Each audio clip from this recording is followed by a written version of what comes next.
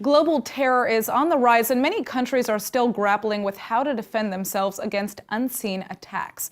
Joining us now in the studio is Barry Nussbaum, the founder of the American Truth Project, a nonprofit organization that's taking a close look at America's national security. Thank you so much for joining us. Of course. So tell us a little bit about the American Truth Project and what you do. American Truth Project is a 501c3 in the United States, so it allows donors to come in on a tax-deductible basis. We do two main things. We educate the American public and our viewers around the world on Islamic terror, and we look at that, how it's infiltrated the United States and how it's getting much worse.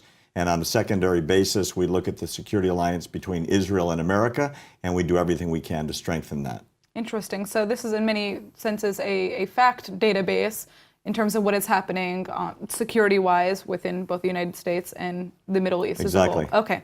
All right. So, many of the threats that we are talking about, like we said, are relevant here in Israel. And it turns out, like we said, the Islamic State has a base in the Golan Enclave right now. That's just one of many security threats that Israel is dealing with. How do you think countries like America view Israel's response to these types of security threats? It's changed dramatically over the last several months, mostly in the last year. Islamic terror has come to America, and so now it's not a foreign story in America, it is now a local story.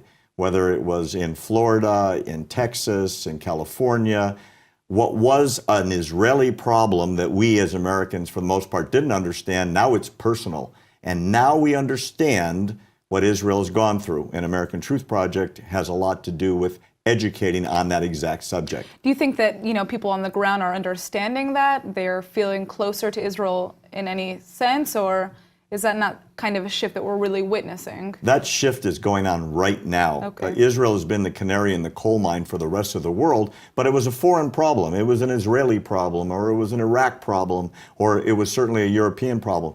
Now it's an American problem, and with the change of administrations, now people understand that it's not workplace violence, it's not gun problems, it's not crazy people, it's Islamic terror, and often with a pledge to ISIS. Well, speaking about, the change in leadership, what can we expect to see in the future, especially in terms of Israeli-American relations and coordination on these security efforts? I think there's a profound change that's already happening. It's in the wind in America.